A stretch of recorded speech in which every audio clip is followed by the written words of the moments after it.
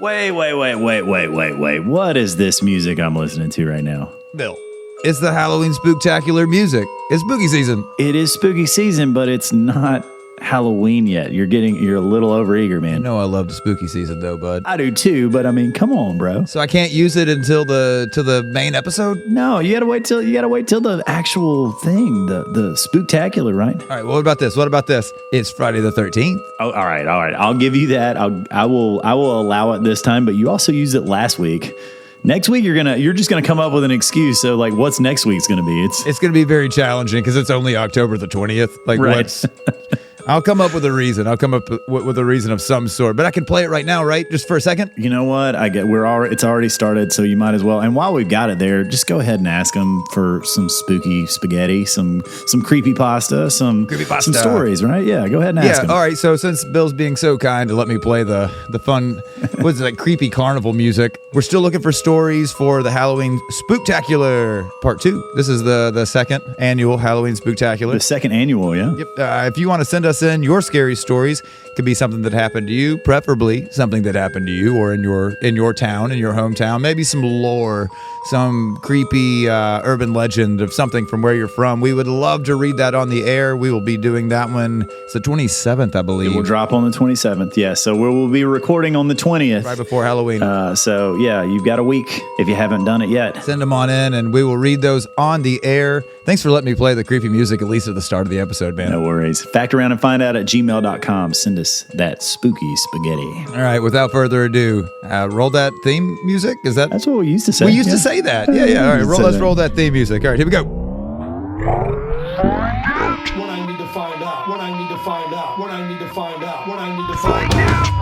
It's very American. We're going to open our mouth very wide. You are going to let the air move out of your mouth continuously.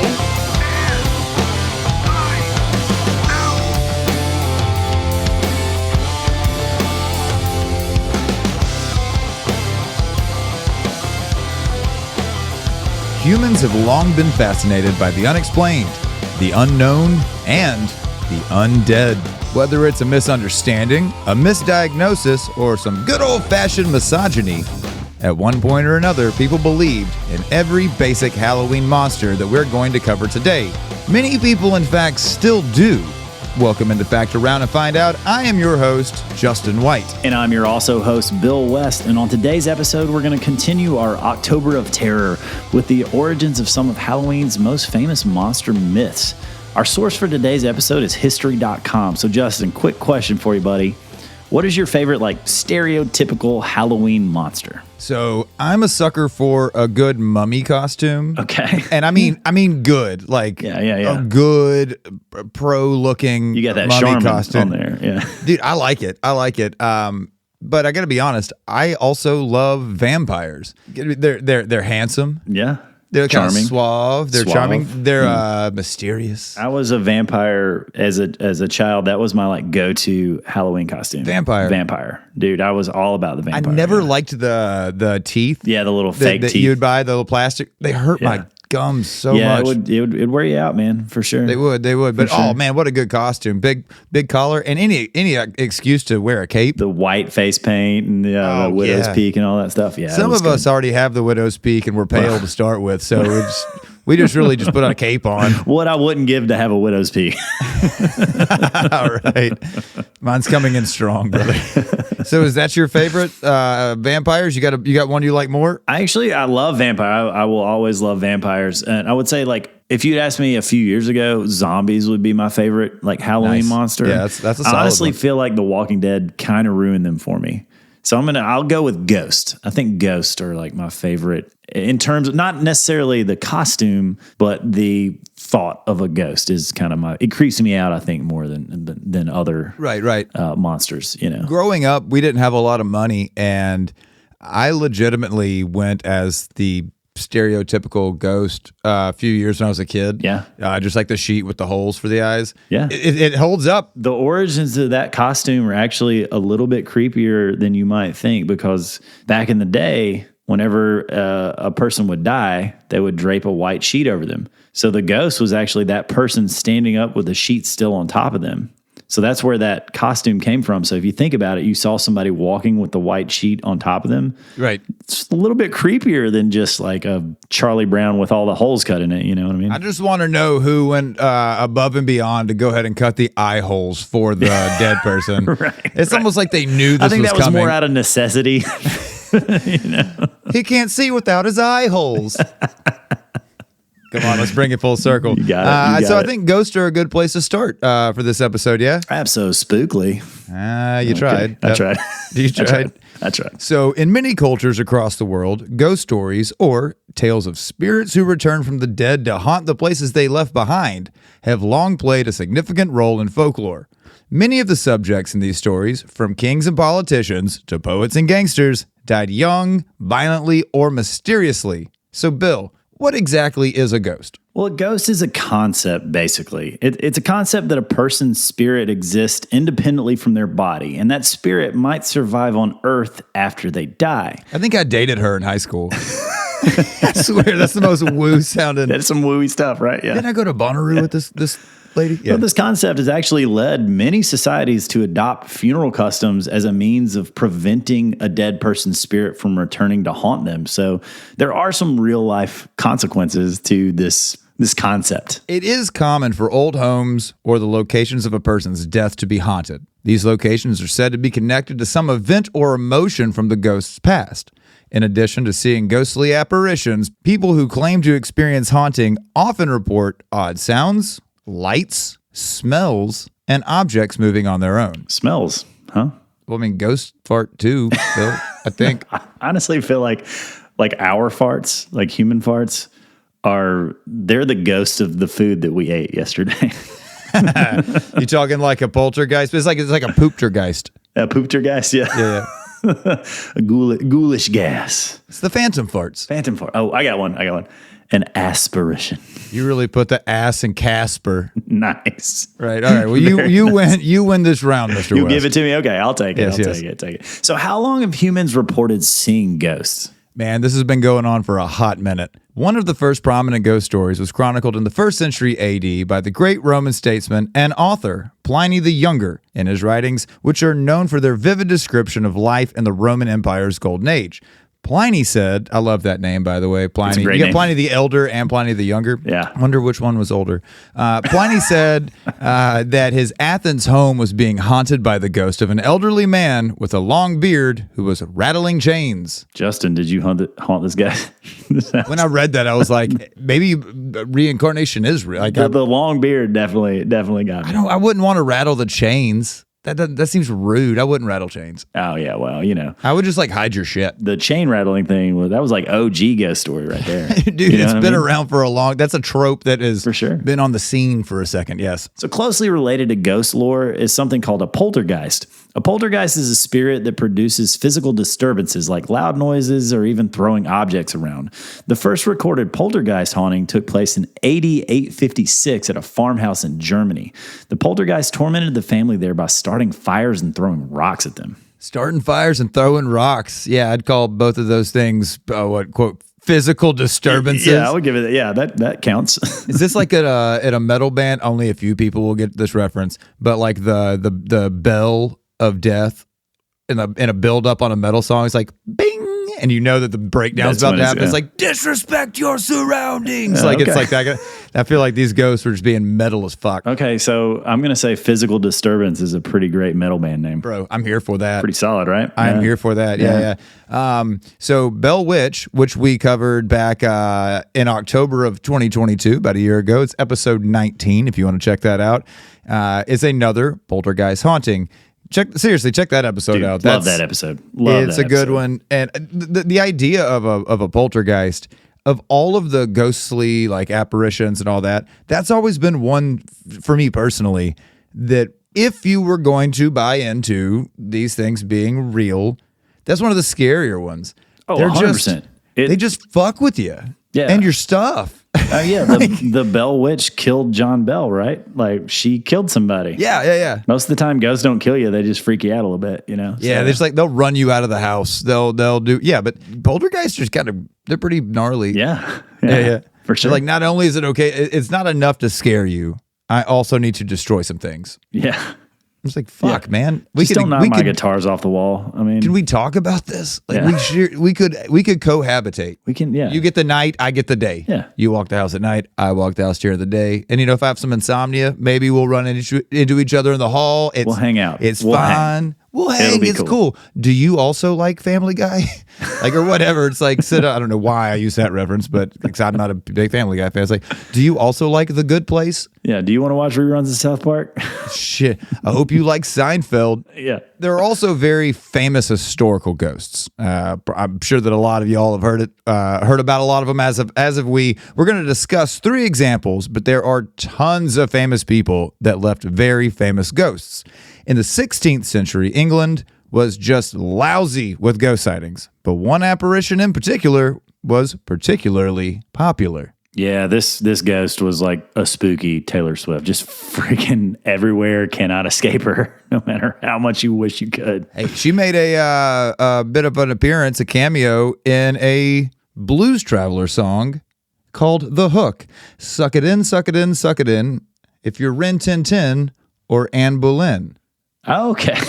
In the bridge section you of that go. song. Yeah. So Anne Boleyn was hanged at the Tower of London in May of 1536 after being accused of witchcraft, treason, incest, and adultery. Wasn't incest like a royal family pastime, like the official pastime of the royal I family? kind of thought the same thing. Yeah. Right. So that's evidently the people of London said, like, roll tide no more. Okay.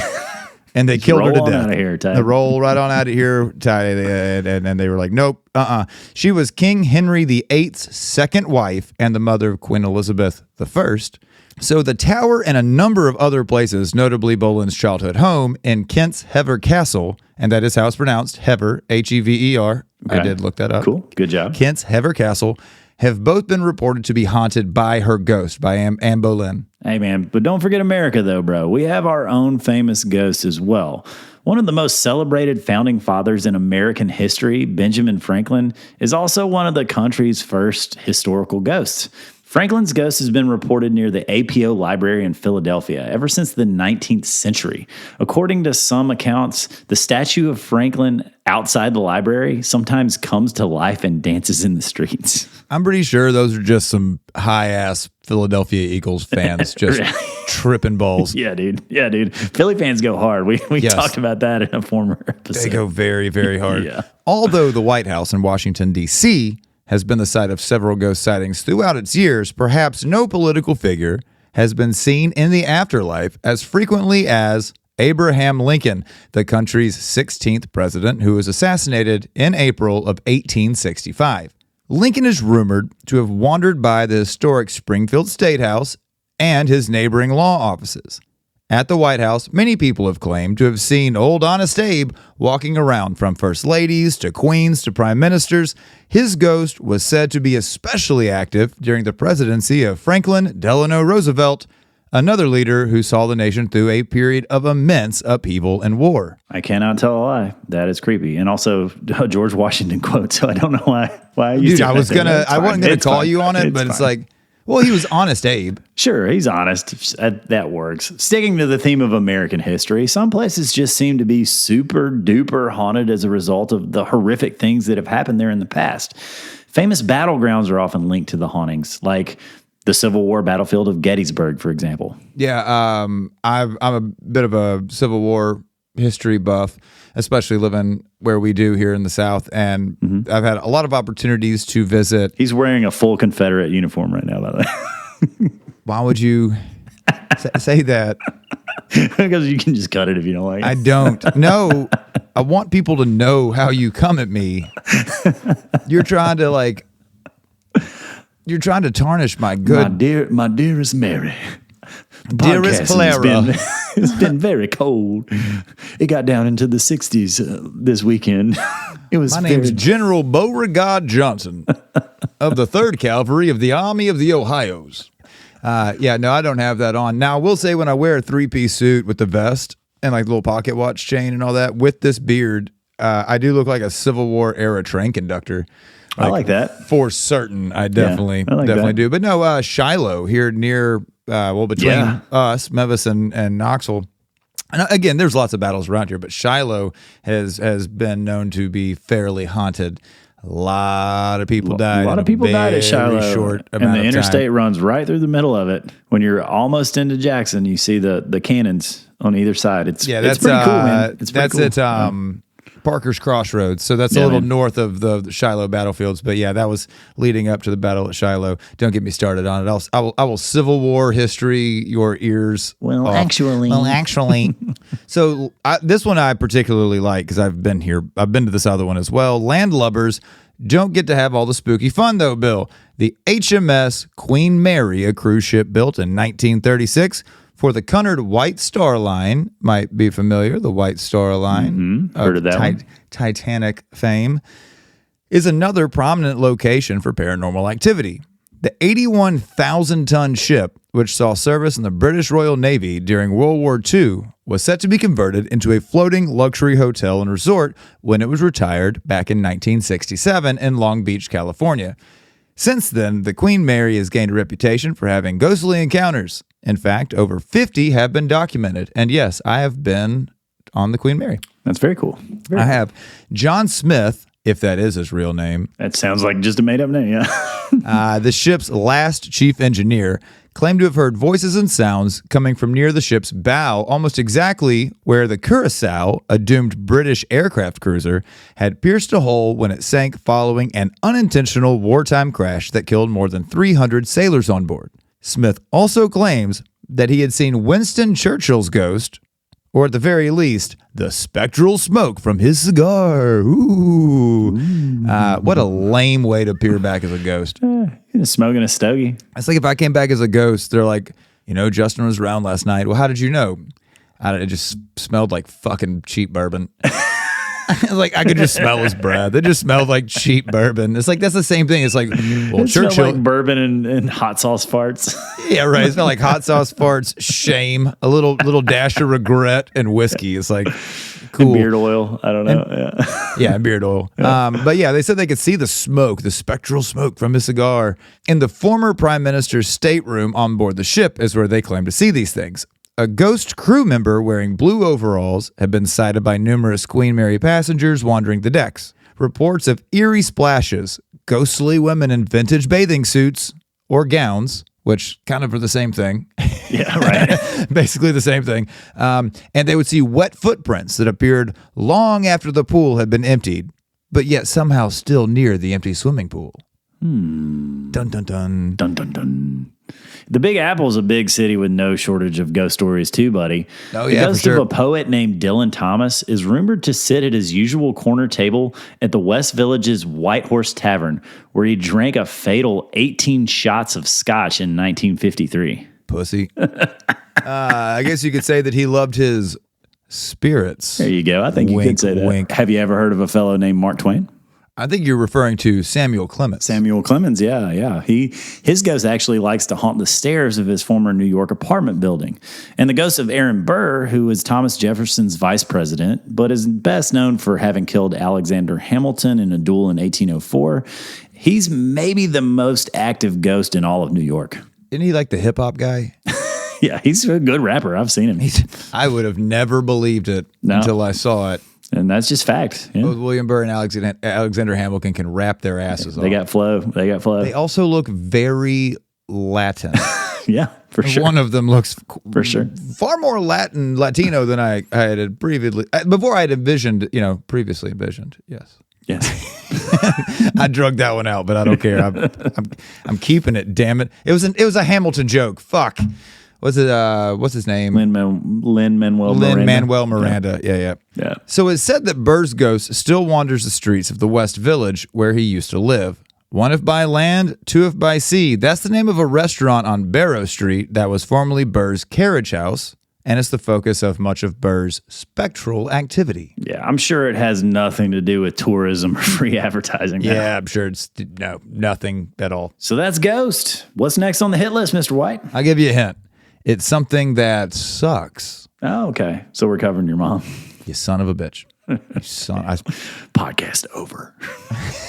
Right. That's the way we should sign out from now on. Podcast over. Was it like Seacrest out? Podcast over. No, next we're going to be covering the vampires. Blah, Blah, blah. So vampires are evil, mythical creatures that prowl the earth at night in quest of victims to drink their blood. The subject of Bram Stoker's famous novel Dracula, which was released back in 1897, Count Dracula is the vampire that many people think of when they think of vampires. However, vampires had a lengthy history before Stoker was even born. It is believed that Vlad Dracul, more commonly known as Vlad the Impaler, is what inspired Bram Stoker to name Count Dracula Count Dracula. Transylvania, Romania is also where Vlad Dracul was born, so you can kind of see some overlaps, yeah. Yeah, absolutely. Why did they call him Vlad the Impaler exactly? Dude, my guy loved him some impaling. Okay, there you go. I reckon like his favorite way to execute his enemies was to impale them through the butthole, through the bottom, all the way up to the top on a wooden stick. Ouch. Yeah, but he also had a habit of walking amidst his dying victims while eating, just unaffected, unbothered. Yeah, you want a bite? And he would often dip his bread in their blood, at least according to legend. This all sounds very vampire-y to me. Agreed, quite vampiric. Vampiric, yes. Vampiric. So what exactly is a vampire, Bill, by definition? Well, there's no shortage of myths about vampires. I mean, however, the primary trait is obviously that they drink blood. Typically, they kill their prey and transform them into vampires as well. Vampires typically hunt at night because the sunlight kills them, and some are said to be able to change into wolves or bats. I've never really heard the wolves one before, but it was in the article, so I included it. Bats you see all the time, right? Vampires possess superhuman strength and the ability to hypnotize and seduce their prey. They also don't have shadows, and they can't see their reflection in a mirror. So people clearly used to believe in vampires. The Middle Ages saw a resurgence of vampire superstition, especially after the plague ravaged entire cities. The illness frequently left its victims with bleeding mouth lesions, which to the common middle-aged peasant was a sure sign of vampirism. I mean, because that's Sure. obviously that's the first thing I would jump to. Yeah. Oh, you're bleeding out of your mouth. You're a fucking vampire. Anyone with an unknown bodily or mental health issue, often frequently referred to also as a vampire. It's a really good catch-all around the plague. We'll find that a lot of these monsters are catch-alls for undiagnosed diseases, yeah. And I have something I'm going to bring up here in a moment about that. So, for example, many academics have suggested that the blood disorder porphyria, which may lead to severe blisters or skin exposed to sunlight getting all gnarly, may have had some connection to the vampire myth. Okay, so actually some symptoms of that disease, You just don't want to say it. porphyria. You just don't have to read it. You're correct. You are correct. You are 100% correct. But I mean, honestly, if you're drinking blood and you can't go out in the sun, I can see how some intuitive leaps were made there. It's not a big stretch. Right, exactly. It's really not. In order to look for evidence of vampirism, the bodies of suspected vampires were frequently disinterred after death. In order to ensure that the corpses remained dead, a spike was occasionally driven through the heart. Long into the 19th century, other reports speak of decapitation and burning the bodies of suspected vampires. Bill, have you ever heard of Mercy Brown? Yeah, Candice Bergen played her, right? That's Murphy Brown. Oh, okay. Then no, I have not. And I love that joke. It dates us, but I don't care. Thank you. I watched a lot of Murphy Brown growing up. Yeah, for sure. 100%. So Mercy Brown was a real person. Like, she actually existed. She was the daughter of farmer George Brown, and she resided in Exeter, Rhode Island in the late 1800s. The family lost several members, including Mercy, to tuberculosis, and the community, for some reason, used Mercy as a scapegoat to explain their deaths. At the time, it was typical to attribute multiple deaths in one family to the undead, because everybody read a lot of science books and were... Yeah. Each deceased family member's body was unearthed and examined for vampiric traits. When they unearthed Mercy's body, it showed little signs of decay. Is there any logical explanation as to why her body didn't show any signs of decay? Yeah, it couldn't possibly have been because she was buried basically in a freezer. So she's in an above-ground vault in a New England winter. Okay, that sounds about right. Yeah, right. That sounds about right. Yeah. What did they do with her corpse since they figured she was a vampire? What did they do to her? They did what any reasonable 18th century peasant would do. They cut her fucking heart out, they burned it, and they fed the ashes to her sick brother. And let me guess, that totally cured him? It killed him with the quickness, dude. He died to death. Yeah, this is an audio medium, but this is my surprise face. Right? Online and in cities all around the world, there are communities of self-described vampires now. To avoid rekindling vampire superstitions, most modern vampires keep to themselves and typically conduct their feedings in private by drinking the blood of willing donors. So, I mean, that's all pretty gross Yeah. to me, Agreed. like kind of gross. Why do these people drink blood exactly? Oh, to freak out the squares, man. Yeah, right. well, I I think guess there's a lot of it to I'm a that, square yeah. then. Yeah, me too. Some of them claim it's for good health, but others are like it's that woo, like I'm my energy. I'm getting the energy, all that bullshit. So Cool. Isn't that like the Liver King guy? He was just it was all like, yeah, he was taking HGH and he steroids and was, yeah. stuff. But yes, it's those kind of people sometimes. Yeah. yeah. It's helping with my aura, man. Yeah, but don't drink blood. That's nasty. That's Don't drink blood. Yeah, I do love how the article ends. Is that on the this takeaway part, from yeah. this episode? Is that like our? All We'll find out at the end of the show. right, right? let's see. I do like how this article ends, though. Quote, given the fascination people have with all things horror, vampires, real or imagined, are likely to continue to inhabit the earth for years to come. Well said, history.com. I agree. About time for a break here, bud. Yeah, buddy, let's do it. Let's go.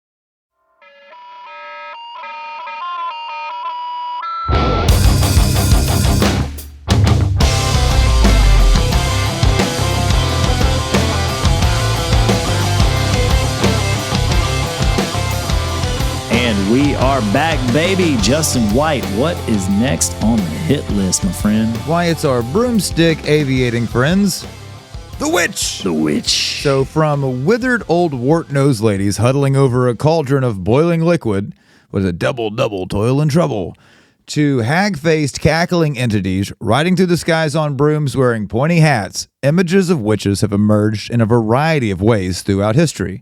The history of witches is gloomy and frequently fatal. Oh, yeah. Early witches were those who engaged in witchcraft, casting spells and conjuring up the dead to aid them or effect change.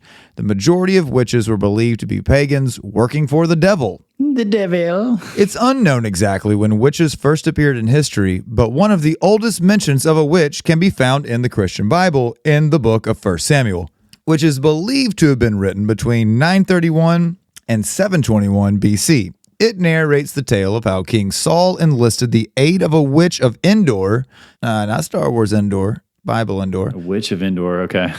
to assist King Saul to defeat the Philistine army by conjuring the soul of the deceased prophet Samuel. What? Yep, Like, that's in the fucking Bible. okay. Sounds like some Lord of the Rings shit to me, man. Does it? Yeah. Wait, yeah. Wait, does it? These are the same people who don't let their kids trick or treat. Yeah. Because Okay. that's Touche. sorcery or whatever. It's like you can't watch Harry Potter, but naked chicks talk to snakes to let them know that, oh, I'm naked. Like, miss me with that. Samuel was awakened by the witch, and Samuel foretold the demise of Saul and his sons. The next day, Saul's sons were killed in battle, and Samuel then offed himself. He committed suicide. Wow. Okay. Other passages from the Old Testament also forbid witchcraft, though, including the frequently quoted Exodus 22:18, which states, "Thou shalt not suffer a witch to live." I like it. Other passages in the Bible warn against utilizing witches, chanting, or divination to communicate with the dead. I mean, in fairness, it didn't work out so hot for Saul, I guess. No, Right? he suicided himself. Yeah, it was not. And his it was kids were not a killed good- too. Yeah. So touche. No blame Also, for him. aren't zombies like a huge part of the Bible? Isn't that like their main character? Oh, we're getting to that, buddy. Don't Okay, get I ahead thought of we yourself might touch here, on yeah. this a little bit, yeah. Midway through the 14th century, Witch Panic really took root in Europe. Witch Panic, is that a good band name? Witch Panic. I don't know. It might sound too much like WICH, Witch Panic, like a question mark. I don't know. If you're like, I guess the question that if you're really high at a festival and someone's like, you going to go see Panic? And they're like, which Panic? They're like, Oh, yeah. is this widespread or more of a disco flavor? What? Yeah, exactly. Many alleged witches confessed to a wide range of evil deeds, but most often they did it while they were being tortured. Oh, cool. So, yeah. As a result, witch hunts became widespread. There's a callback for you. And the majority of those found guilty were burned at the stake or hanged. Widows, single women, and other marginalized females were particularly targeted in these witch hunts. Surprising. Bro, this is insane. Up to 80,000 accused witches were executed in Europe between 1500 and 1660. Ireland had the lowest rate of executions, while Germany had the highest. Yeah, that doesn't feel very hard to believe for some reason. Yeah, we want to go ahead and wish a happy Oktoberfest to our German listeners out there. So look, check it out. I wanted to mention this earlier, and this is a good of a place as any. So a lot of times, people of this time period, 1500 to 1660, people who had cats would you say it was more frequent for a woman or a man to own a cat at this time period? And I mean, in that time period, I have no idea. Now I feel like more women own cats than men. Yeah. So I'm going to say more still. So back then.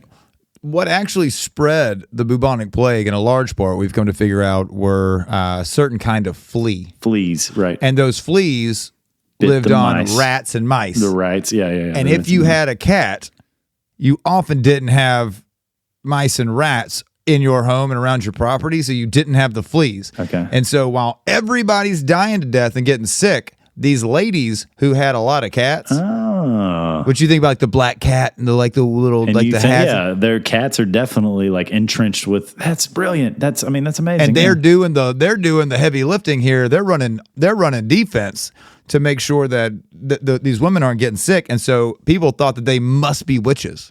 Wow. They must be evil. And that's what the whole like black cat and all that came from, is because I love that. Really all it was they were just keeping the rats and the mice out of their houses because they had cats. That's amazing. That's amazing. So little fun facts for you. That's I got good. some more That's coming up. solid. So don't you even worry. Which brings us to the Malleus Maleficarum. Written in 1486, this book is translated to, quote, I love it. This dude's metal as fuck. Yeah. The Hammer of Witches. Yeah. No, Hammer, don't hurt him. No, Hammer, don't hurt him. Don't hurt him. It did more than hurt him, my guy. This book was essentially a how-to guide for identifying, hunting, and torturing suspected witches. Yeah, bro. This book in particular was what really made the witch mania go completely viral at the time. For more than 100 years, it sold more copies than any other book in Europe, aside from the Bible, of course. And Sisterhood of the Traveling Pants. Pants, Justin, on a woman. I'm going to say, I know a witch when I see one. Right? Burn her! She's a witch! Let me try that again. I just said, I know a witch when I see one. Like, it's so weird. Let me try that. I know which one I see one. Yeah. So wait. So if you see two, you can't tell. It is a singular. I know which one I see one. If I see three, so witches around Bill need to travel. Witches need to travel around you in packs. Yeah. Yes. Okay. Yes. No, let's just leave it. It's fucking funny. Okay. All right. Okay. That's the only way to stay safe around Bill if you're a witch and he's in like a burning mood, is to make sure you travel, strengthen numbers. You think America's going to let Europe have all the witch burning fun, though? Nah, brah. Nah. Which brings us to a little thing we like to call the Salem witch trials. We're going to do a whole episode on the Salem witch trials at some point. Yeah. It's so sad. It's messed up. That's the thing. It's heartbreaking, actually. Mm-hmm. So while witch panic declined in Europe, it increased in the New World.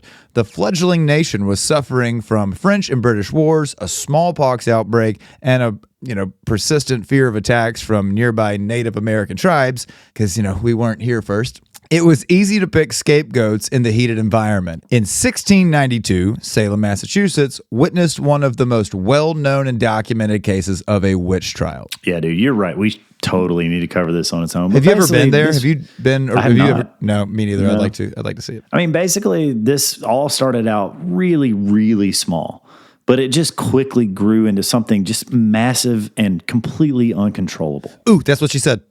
All right, you win round 2, Mr. White. So, two elderly women for the time, Elizabeth Parris, age 9, and Abigail Williams, aged 11, Yeah, okay. started having the fits. They're twitching their bodies. They're screaming out of control. This behavior is now attributed to ergot poisoning, which is caused by a fungus. LSD is derived from this stuff in a way. And we've covered this in an episode before. Which one was it? We'll be very clear here. We mentioned in an episode before, mass ergot poisoning did not cause the Salem witch trials. That has been debunked. We are not saying that right now. No. That is what this article states they think was causing the girls to twitch and all that stuff. So Yeah, I think it actually was like mass lack of science. right. Mass influx of... Superstition. It was like a mass influx of Quakerdom. Quakerism. Yeah. So more young women began to have symptoms, leading to a widespread hysteria and the accusations of witchcraft against 3 women in particular. You had Sarah Good, Sarah Osborne, and an enslaved woman named Tituba. So Tituba acknowledged her status as a witch, which, I mean, lean into it. Yeah, why not? She embraced it. It's not going to work out. Let's see how this works out for everybody else. Yeah. It's a risky move, Cotton. Let's see how this, And she started accusing people of practicing black magic. Bridget Bishop was hanged at the Salem gallows on June the 10th, making her the first alleged witch to be executed during the Salem witch trials. In the end, about 150 persons were charged. 18 were executed. Fun fact. 6 men were also found guilty and put to death during the Salem witch trials. I think they were more like for aiding and abetting. Oh, okay. From everything I read about it, it was more like they were like, nah, my wife, she's all right. Yeah, she's cool. She ain't been witching at all. He wasn't like, yeah, she's a witch. That one guy that he put all his dishes in the dishwasher and he forgot to hit the start button and his wife nagged at him. And he was like, we hear your wife's a witch. And he's like, yes. He's like, she's a witch. She might be a bitch in the streets, but she's a witch in the sheets. There you go. I don't know. All this stuff didn't happen exclusively in Massachusetts either, dude. So 46 people were accused of witchcraft in Connecticut before the state's final witch trial, which took place in 1697, and 11 of them were executed. Jesus. Fortunately, folks were a bit more level-headed in Virginia. Words spoken for the very first time right here and now. So they established a law which made it illegal to falsely accuse someone of practicing witchcraft back in 1655. Virginia experienced almost 24 witch trials between 1626 and 1730, but none of the defendants were put to death. So good on you, Virginia. Yeah, good job on you. Like I said a second ago, it's the first time those words have ever probably been said out loud. Those level-headed Virginians. I've heard, everybody says it. Everybody says it. Constantly saying it. So Grace Sherwood is one of Virginia's most well-known witches. Her neighbors claim that she cursed their cotton. She murdered their animals. Later, Sherwood was charged with more offenses, and a trial was held in 1706. The court chose to assess her guilt or innocence by using what they called the water test. Sherwood was tossed into a body of water while having her arms and her legs shackled. And she said, sure would like to not drown right now. Sure would like to be able to use my arms and my legs to pass this fucking test. It was believed that she was innocent if she submerged in the water, right? Like she goes down, begins the process of drowning. Yeah. Which is a horrible way to die. I think drown, yeah. To drown, yeah. And that means she's innocent. Yeah. But if she floats, she's guilty. We've seen Monty Python. It's like, is she lighter than a duck? It's like, oh no, she's a witch. It's like, does she float? What floats? Bread. Small rocks. That one guy goes, churches. So here's the thing. Sherwood didn't drown and was found guilty of being a witch. It's a fucking catch-22. It's like, so here's the deal. You're going to die. We're going to throw you in the river. And if you drowned, well, she wasn't a witch. But if you don't drown, well, she's a witch. Now we got to burn you. Well, what did they do to her, though? Being so progressive at the time, they'd finally moved past this. Rather than being executed, she was in prison for 8 years. Yeah, because she was in Virginia. Because she was in, progressive Virginia. Virginia, level-headed. Right side of the law of Virginia. In 1730, the Pennsylvania Gazette featured a satirical piece about a witch trial in New Jersey that was purportedly authored by Benjamin Franklin, of all people. Cool. It revealed the absurdity of some of the witchcraft. It revealed the absurdity of some witchcraft charges. Shortly after laws were passed to prevent people from being falsely accused and imprisoned, and with that, the New World's witch fever subsided. So technically, witches are real, Justin. Most practice Wicca, which is actually an official religion in the U.S. Yeah. Wiccans strive to stay away from evil and anything that suggests evil. Their motto is actually harm none. And they make an effort to live a peaceful, tolerant, and balanced existence that is in harmony with the environment and other people. I mean, sounds cool to me. I don't have any problem with that. Like the Something about hippies the could hippies. actually, they could actually take a lesson from these folks, right? Like Right. hippies just do a lot of talking and don't actually do anything. But these people, they're like, hey man, we're good stewards of our planet and our earth. Yeah.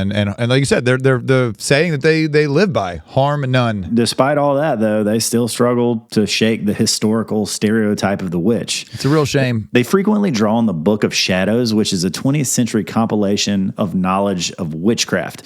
Instead of a hex to harm someone, a modern day witch potion is more likely to be an herbal cure for the flu. No matter how cool all that sounds, I'm probably just gonna stick to Theraflu. Yeah. If it's all the same, I'm gonna hit some Mucinex. Chicken soup, Sprite, and saltines for me. I'll take that. Yeah, I'm just saying. Thanks. Like, so whether they're real or alleged, witches still risk persecution and even death. In 2010, in Papua New Guinea, they had a beating and an execution of numerous men and women suspected of practicing witchcraft, including a young mother who was burned alive. Yikes.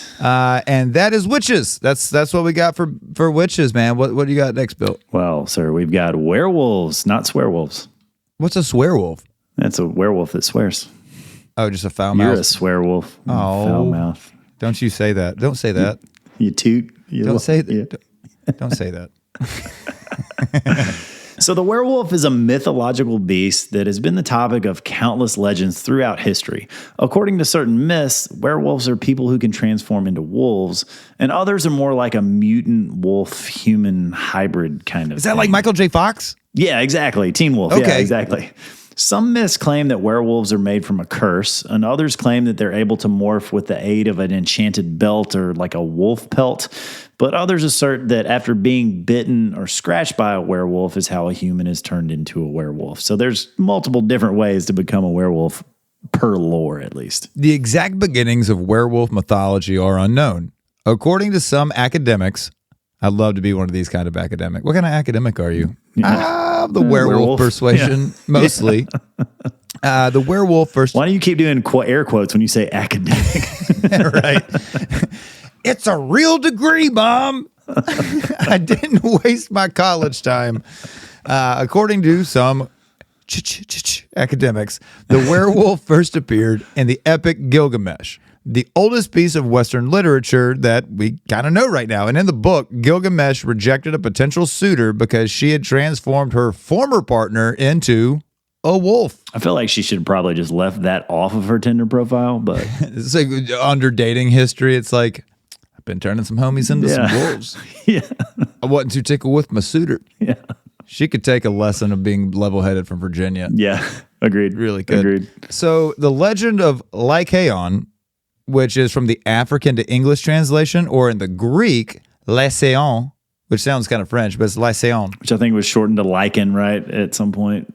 It's yeah. Lycaon is another early instance of werewolves, and it come to us from Greek mythology. So it's the Lycaon is the way they would have said that. Legend has it that Zeus was offered a banquet by Lycaon, which, by the way, just for the record, son of the god Pelasgus. Gesundheit. Thank you.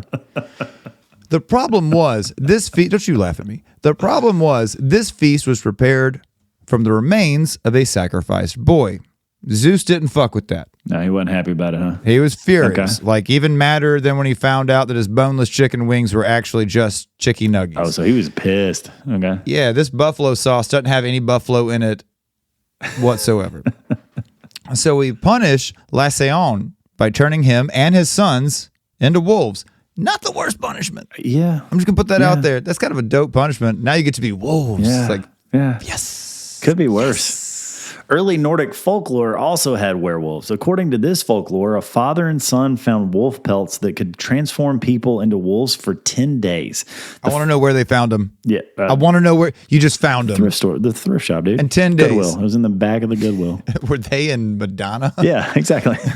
The father and son team put on the pelts, they changed into wolves, and they went on a murderous rampage in the woods.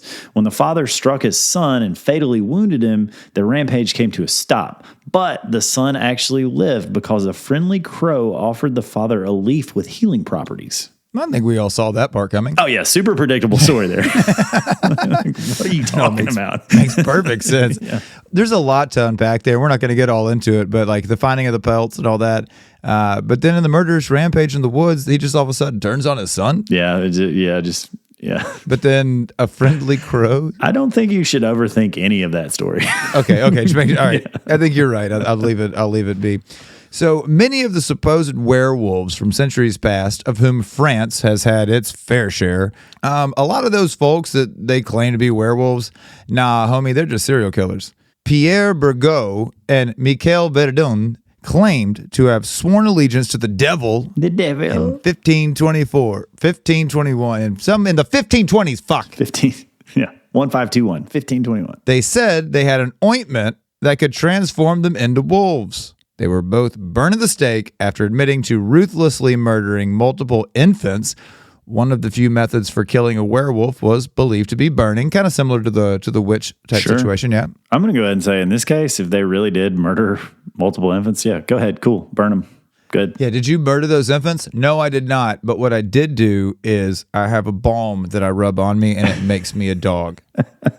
Okay. It's like, okay, cool. So Gilles Garnier, dubbed the, quote, werewolf of Dole, was another famous Frenchman from the 16th century who created an ointment. Oh, what the ointments, man, these guys. Yeah. With wolf morphing properties. I'm going to be honest. I don't think a lot of people, including myself, thought I'd hear that word, that chain of words today. An ointment with wolf morphing properties. He's like, I wonder what this ointment does. He rubs it on his chest and ha.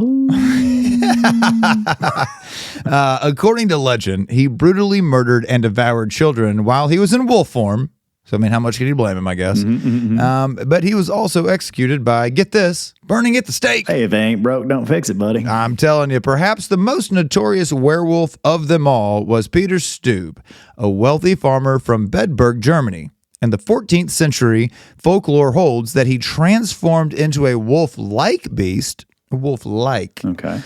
Beast at night and ate a large number of Bedburg residents. So is this where they get that phrase, don't let the bedbugs bite? I must concede that round 3 goes to you. Thank you. That's the worst joke. The best worst joke I could come up with. Yeah. After being trapped by hunters who claimed they saw him change from a wolf to a human, Peter was ultimately held captive for the horrifying murders he had committed after being forced to confess to brutally murdering men, women, and children and eating their corpses. He underwent a gruesome death. He also boasted of having an enchanted belt that allowed him to instantly change into a wolf. Surprise, surprise, the belt was never discovered. Is this like the magic underwear that the Mormons had? Like, it's just this magic belt? Ointments and belts and pelts and all that None of stuff. this sounds real. Yeah. And some people think that Peter... Well, you think it might not be real? I think it might not be real, Bill. I'm not sure. Weird. Ye of little faith. So some people think Peter wasn't actually a killer, but he was the target of a political witch hunt, or I guess in this case, a werewolf hunt. So his guilt is actually debatable. In any case, though, the circumstances around his life and his death added fuel to the widespread beliefs at the time that werewolves are freaking real. The fuck? Are you telling me that Donald Trump's a werewolf? What? It's a witch hunt. Oh, okay. That was so, I can't believe that got lost on you. Together. There's probably one person laughing right now, and I will take the laugh. So when most folks think of werewolves, they don't think of Donald Trump. They probably think of a full moon turning a person into a werewolf. Well, there may actually be some reasoning behind this part of the legend. According to research done at the Calvary Mater,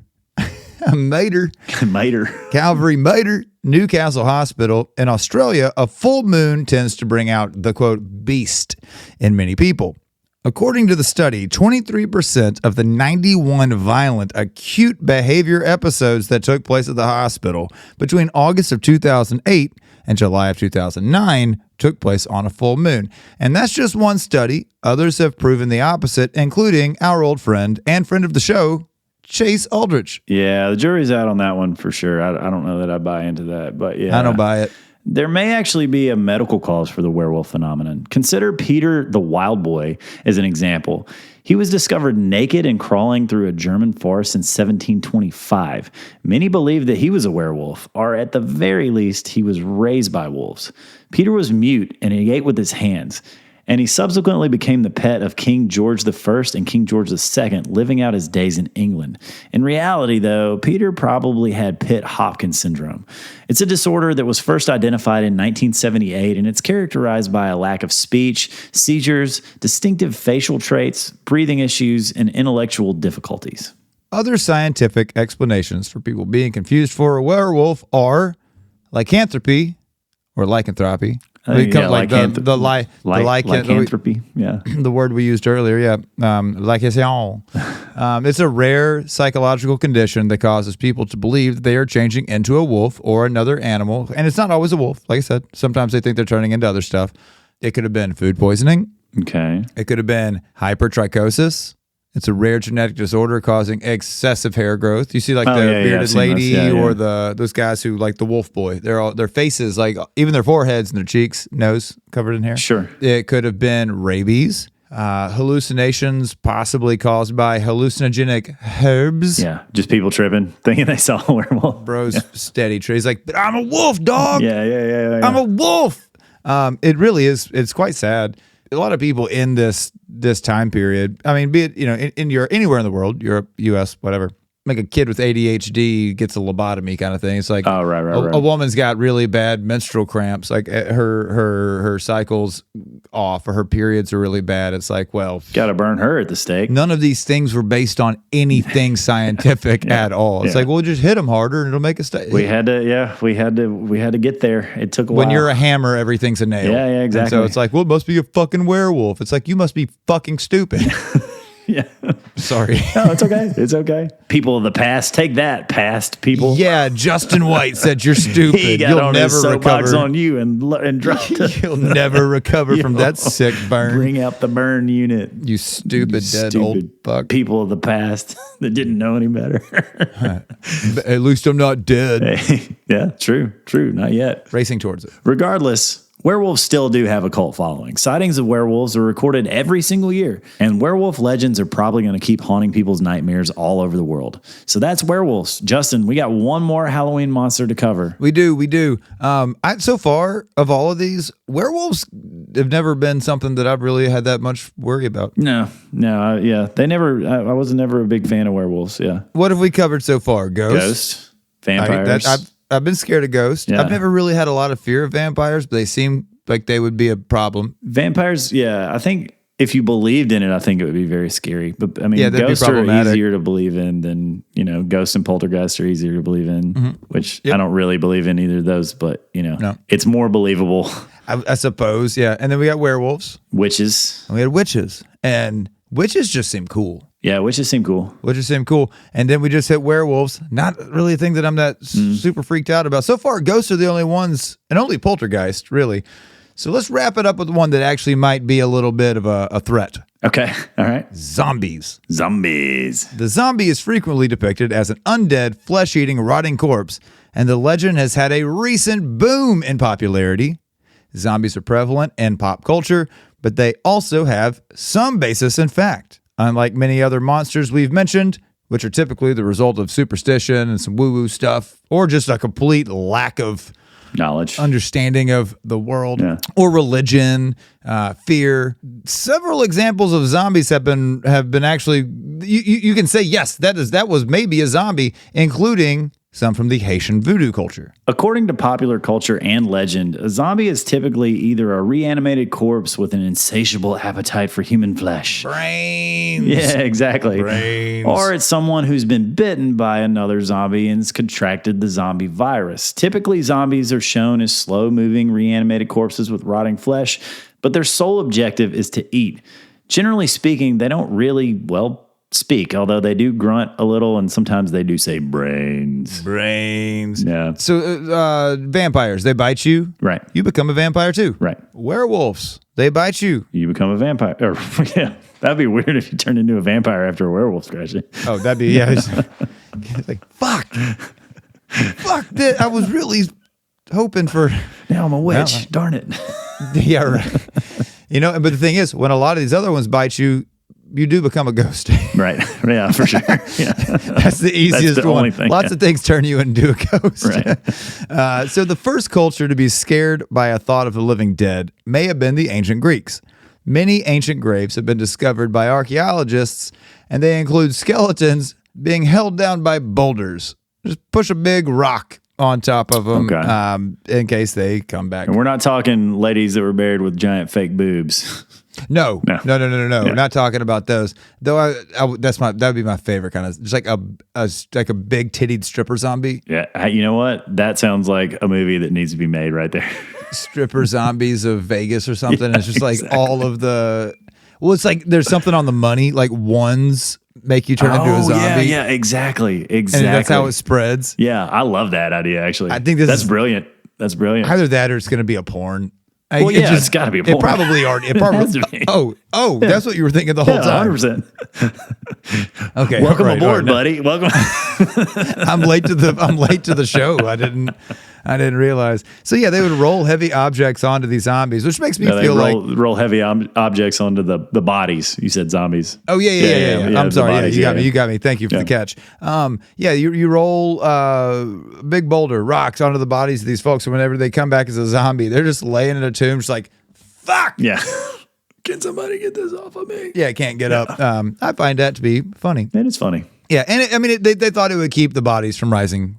Rise from your graves. Rise from your graves. Haiti has a long history of zombie folklore, which started in the 17th century when West African slaves were brought there to perform slave labor on the country's sugarcane plantations. The brutal treatment made the slaves yearn for freedom, so some sources claim that a zombie's life, or rather, afterlife, was actually a representation of the horrifying conditions of slavery. I could see that. Yeah. I could see that being the case, yeah. Another thing to come to Haiti from West Africa was voodoo. Now, while many modern-day adherents of the voodoo religion think zombies are just tall tales, others think that they're real people who've been revived by a voodoo practitioner called a bokor. Bokors make concoctions called zombie powders. Somebody's got to work on their branding. I mean, it's pretty on the nose. Yeah. On the nose, zombie powders. Which contain the lethal neurotoxin called textrodotoxin. This is typically found in pufferfish and some other marine species. Other ingredients include herbs, shells, fish, animal parts, and bones. When used at a sublethal dose, the zombie powder may result in zombie-like symptoms such as difficulty walking, mental confusion, and respiratory issues. Sounds a lot like bath salts. Yeah, you're just walking around stumbling. Yeah, okay, I'm with you. Higher doses can cause someone to slip into a coma, which, if they slip into a coma, then come out of it later, it sure might seem like they were dead, then came back to life. You know what I mean? Yeah, for sure. Though it's extremely rare, there are a number of reliable stories in medical journals of persons utilizing these substances to make someone paralyzed, then bring them back to life. Yeah, the main reason zombies are so popular in Western pop culture right now really started with the 1968 film by George Romero, Night of the Living Dead. Have you ever seen that one, Justin? I love that movie. It's one of my very favorite zombie movies. Great. Such a good movie, yeah. There are zombies in the Bible too, though, but not exactly the flesh-eating zombies that we think of. But for example, this is from the book of Isaiah. Justin, would you mind reading the following verse for us there, son? The dead men shall live together. With the dead body they shall rise. Awake and sing, ye that dwell in dust. For thy dew is as the dew of herbs. And the earth shall cast out the dead. Well done, sir. Well done. In the book of Ezekiel, old Zeke himself goes out into a graveyard and he prophesizes to some of the bones. So can you read that one for us as well?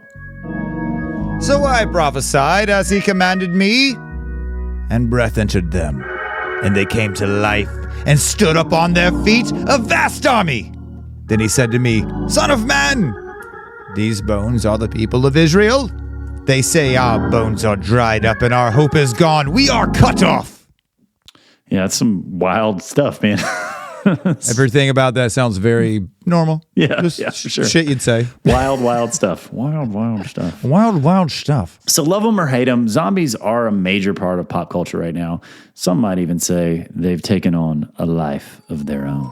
Huzzah, Bill. Thank you. And on that rotting corpse joke, we bid you a goodbye for this episode of FAFO, right? Yeah? Yeah, I think it's time, buddy. We look forward to seeing you guys next week back, same bat time, same bat channel on Friday, and I will find another excuse for why I'm going to get to play the creepy music. You got a week to think it up, buddy. I got a week to think of a reason. Actually, you got like 2 days to think it up. Yeah, right. Stop. They don't know our schedule. Okay, gotcha. They don't know our schedule. All right, we love you guys very much. Take care of each other. Everybody's going through something that you don't know. Don't trust zombies. Don't drink human blood. See ya. Bye.